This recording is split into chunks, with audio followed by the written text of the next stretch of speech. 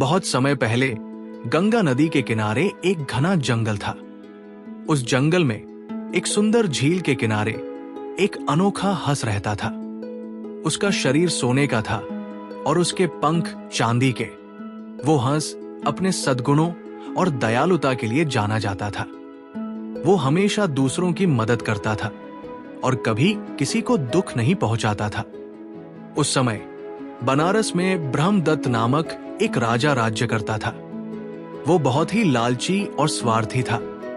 उसने सुना कि जंगल में एक सोने का हंस रहता है। सोने के हंस की बात सुनकर राजा लालच से भर गया। उसने सोचा, अगर मुझे वो हंस मिल जाए तो मैं उससे सोने के पंख इकट्ठा करके बहुत अमीर बन जाऊंगा। उसने अपने दरबारियों को आदेश दिया, जाओ और उस सोने के हंस को पकड़ कर लाओ। दरबारी जंगल में गए और उस झील को ढूंढ निकाला जहां हंस रहता था।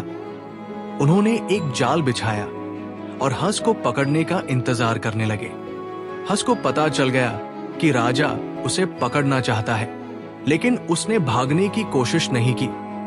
उसने सोचा, अगर मैं भाग गया तो राजा और उसके दरबारी दूसरे जानवरों को पकड़ने की कोशिश करेंगे। मैं किसी को दुख नहीं पहुंचाना चाहता, इसलिए हंस जाल में फंस गया। दरबारियों ने उसे राजा के पास ले गए। राजा ने हंस को देखा और कहा, मैंने सुना है कि तुम सोने के हो। मैं तुम्हारे सोने के पंख चाहता हूं।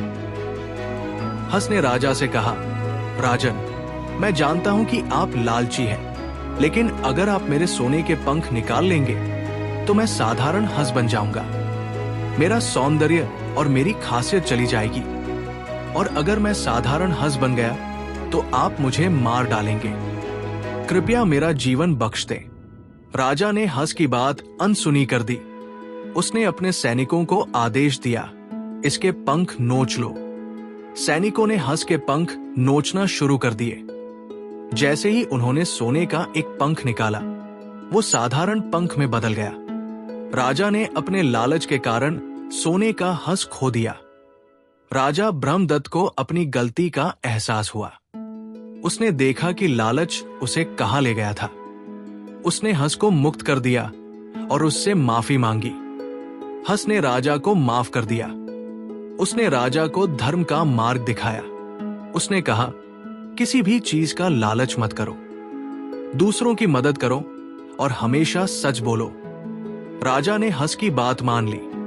उसने लालच छोड़ दिया और अपनी प्रजा के लिए एक अच्छा राजा बन गया। ये कहानी हमें सिखाती है कि लालच एक बुरी चीज है। हमें दूसरों की मदद करनी चाहिए और हमेशा सच बोलना चाहिए। बुद्ध ने इसी तरह की कई जातक कथाओं के माध्यम से लोगों को धर्म और नैतिकता का पाठ पढ़ाया। ये कहानियां आज भी प्रासंगिक है और हमें बेहतर इंसान बनने के लिए प्रेरित करती है। इस वीडियो को अपने साथियों के साथ जरूर शेयर करें। आपका धन्यवाद।